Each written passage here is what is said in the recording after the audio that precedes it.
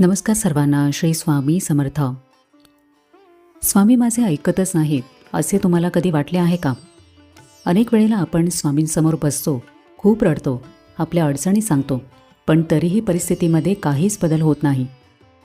मग मनामध्ये विचार येतो की स्वामी माझे ऐकत का नाहीत? माझे काय चुकले? ते माझ्यावर नाराज का आहेत? जर तुमच्याही मनामध्ये सध्या हाच विचार असेल तर हा व्हिडिओ शांतपणे ऐका. स्वामी ऐकत नाहीत की आपण समजत नाहीत. पहिली गोष्ट मनाशी पक्की करा की स्वामी प्रत्येकाचे ऐकतात, अगदी प्रत्येकाचे. तुमच्या मनात उठणारा प्रत्येक विचार त्यांना माहिती असतो. मग प्रश्न पडतो की जर ते ऐकतात तर आपले काम का होत नाही? विश्वातील प्रत्येक स्पंदन स्वामींपर्यंत पोहोचत असते. अडचण त्यांच्या ऐकण्यात नाही तर त्यांच्या उत्तराची भाषा समजून घेण्यात आहे. आपण जेव्हा स्वामींकडे प्रार्थना करतो तेव्हा आपण फक्त आत्ताच्या परिस्थितीचा आणि आपल्या फायद्याचा विचार करत असतो, पण स्वामी संपूर्ण चित्राचा आणि आपल्या भविष्याचा विचार करतात. अनेक वेळेला आपल्याला जी गोष्ट अत्यंत महत्त्वाची वाटते ती दीर्घकाळामध्ये आपल्या प्रगतीसाठी घातक असू शकते. त्यामुळे स्वामी आपल्याला ती गोष्ट देत नाहीत. तेव्हा तो त्यांचा नकार नसून ते आपले रक्षण करत असतात. आपण केवळ आपल्या इच्छेनुसार गोष्टी घडल्या तरच स्वामींनी ऐकले असे मानतो, पण जेव्हा गोष्टी आपल्या मनासारख्या घडत नाहीत तेव्हा स्वामींनी आपल्यासाठी त्याहून काहीतरी उत्तम राखून ठेवलेले असते. स्वामींचा नकार हे सुद्धा एक उत्तरच असते हे ओळखणे म्हणजेच खरी भक्ती आहे. स्वामी प्रार्थना ऐकतात, हट्ट नाही. आपण स्वामींकडे जातो तेव्हा आपल्या हातामध्ये मागण्यांची मोठी यादी असते. मला हीच नोकरी हवी, मला हेच घर हवे, माझे असेच झाले पाहिजे. हा झाला आपला हट्ट. स्वामी आपल्याला ते देत नाहीत जे आपल्याला हवे आहे. स्वामी आपल्याला ते देतात ज्याची आपल्याला खरंच गरज आहे. कधीकधी आपण मागितलेली नोकरी आपल्याला मिळत नाही कारण स्वामींनी आपल्यासाठी त्याहून मोठा आणि चांगला मार्ग ठरवलेला असतो. स्वामींवर विश्वास ठेवणे म्हणजे त्यांनी दिलेल्या उत्तराचा आदर करणे आहे. वेळेचे गणेश स्वामींचे आहे. आपण आजच्या इन्स्टंट युगात राहतो, पण निसर्गाचे नियम बदलत नसतात. बी पेरल्यावर लगेच झाड उगवत नाही. फळ येण्यासाठी योग्य ऋतू यावा लागतो.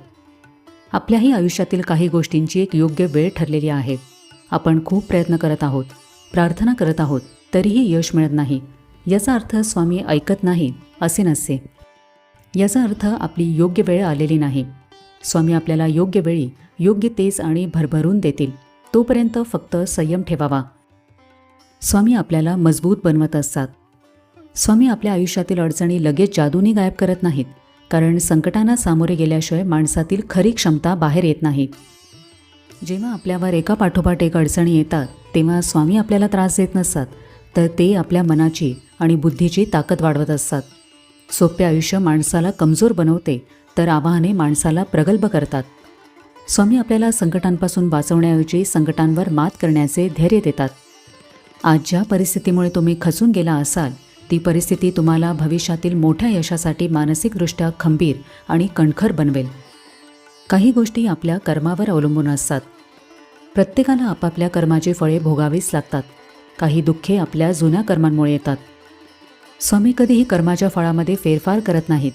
दुःख पूर्णपणे नष्ट झाले नाही तरी ते सोसण्याची ताकद स्वामी देतात. स्वामींच्या नामस्मरणामुळे संकटाची तीव्रता कमी होते. डोंगरा एवढे मोठे संकट अगदी लहान होऊन जाते. हा स्वामींचा चमत्कारच असतो. कर्म केल्याशिवाय उत्तर मिळत नाही. अनेक लोक असे विचार करतात की मी रोज स्वामींचे नाव घेतो, मग माझ्या आयुष्यामध्ये अडचणी का येतात? किंवा मी रोज देवाऱ्यासमोर बसून राहिलो की स्वामी माझे प्रश्न सोडवतील. ही सर्वात मोठी चूक आहे. स्वामींनी कधीही आळसाचे समर्थन केले नाही. आळशी माणसाचे तोंड पाहू नये हा त्यांचा उपदेश होता. कर्म हाच खरा धर्म आहे, हाच त्यांचा संदेश होता. जर तुम्ही विद्यार्थी असाल तर अभ्यास करणे, व्यावसायिक असाल तर प्रामाणिकपणे कष्ट करणे आणि नोकरी करत असाल तर कामाशी एकनिष्ठ राहणे ही स्वामींची खरी सेवा आहे. तुम्ही तुमचे 100% प्रयत्न केल्याशिवाय स्वामींचे आशीर्वाद काम करत नाहीत. जेव्हा आपले कष्ट आणि स्वामींची कृपा एकत्र येते तेव्हा चमत्कार घडतो. कष्टाची तयारी न ठेवता फक्त स्वामी ऐकत नाहीत असे म्हणणे चुकीचे आहे. तुलना करण्याच्या आजारातून बाहेर पडा. आज सोशल मीडियाच्या काळामध्ये आपण सतत इतरांच्या आयुष्याशी स्वतःची तुलना करत असतो. तो तर कधीच पूजा करत नाही तरी तो किती सुखी आहे. मी इतकी भक्ती करतो तरी माझ्याच नशिबात का दुःख आहे, असे प्रश्न आपल्याला सतावतात. पण लक्षात ठेवा, की प्रत्येकाचे कर्म वेगळे असतात, प्रत्येकाचा प्रवास वेगळा आहे. बाहेरून सुखी दिसणारा माणूस आतून किती दुःखी आहे हे आपल्याला माहिती नसते. स्वामींच्या दरबारामध्ये प्रत्येकाला त्याच्या गरजेनुसार आणि पात्रतेनुसार न्याय नक्कीच मिळतो. त्यामुळे इतरांच्या आयुष्याकडे पाहून स्वतःचे मन दुखवून घेऊ नका. तुमची स्पर्धा फक्त स्वतःशीच आहे. जेव्हा तुम्हाला वाटेल की स्वामी ऐकत नाहीत, तेव्हा स्वतःमध्ये काही छोटे बदल करा. सर्वप्रथम मागणे थांबवा आणि स्वामींवर सोपवून द्या. स्वामींसमोर जाऊन रडण्यापेक्षा म्हणा की स्वामी, मला काय हवे आहे हे तुम्हाला माहिती आहे. माझ्यासाठी जे चांगले असेल तेच तुम्ही मला द्या. मी सर्व काही तुमच्यावर सोपवत आहे. आपले कर्म करत राहा. फक्त नामस्मरण करून चालणार नाही. जर नोकरी हवी असेल तर प्रयत्न करा. परीक्षा असेल तर अभ्यास करा. तुम्ही तुमचे 100% कष्ट करा आणि परिणामांची चिंता स्वामींवर सोडा. नकारात्मक विचार टाळा. माझे नशीबच वाईट आहे, स्वामी मला विसरले, असे विचार मनात आणू नका. स्वामी कधीच कोणाला विसरत नसतात. स्वामी चरणी कृतज्ञ राहा. जे मिळाले नाही त्याबद्दल रडण्यापेक्षा जे मिळाले आहे त्याबद्दल स्वामींचे आभार माना. कृतज्ञतेमुळे स्वामी अधिक प्रसन्न होतात. तुमची पात्रता वाढवा. कधीकधी आपण खूप मोठ्या गोष्टी मागतो, पण आपण त्या पेलण्यास सक्षम नसतो. स्वामी आधी आपल्याला सक्षम बनवतात आणि मगच ही गोष्ट देतात. स्वामींकडे योग्य मागणे मागा. स्वामींकडे भौतिक सुखांपेक्षा शांतता, बुद्धी आणि भक्ती मागा. ज्याच्याकडे भक्ती आहे त्याच्याकडे सर्व काही आपोआप येते. नेहमी सकारात्मक राहा. तुमचे दिवस नक्की बदलतील. हा काळसुद्धा निघून जाईल. स्वामींवर दृढ विश्वास ठेवा. स्वामींना शरण जाणे शिका. जेव्हा तुम्ही पूर्णपणे स्वामींना शरण जाता तेव्हा तुमच्या आयुष्याची जबाबदारी स्वामी घेतात. जोपर्यंत तुम्ही स्वतः डोके चालवता तोपर्यंत स्वामी शांत राहतात. मी करत आहे हा अहंकार सोडा. सगळे स्वामीच करत आहेत असा भाव ठेवा. स्वामी माझे ऐकत नाहीत ही तक्रार करण्यापूर्वी एकदा स्वतःचे आत्मपरीक्षण करा. आपण घरात इतरांशी कसे वागतो? आपण एखाद्याचा मत्सर करतो का? आपल्या कर्मामध्ये आपण प्रामाणिक आहोत का? असे प्रश्न स्वतःला विचारा. आपले मन जर इतरांबद्दल द्वेषाने भरलेले असेल, आपण आपल्या व्यवसायामध्ये एखाद्याची फसवणूक करत असू, तर केवळ स्वामींसमोर अगरबत्ती लावून प्रार्थना करण्याला काहीच अर्थ उरत नाही. जोपर्यंत मन शुद्ध होणार नाही तोपर्यंत स्वामींचे आशीर्वाद जाणवणार नाहीत.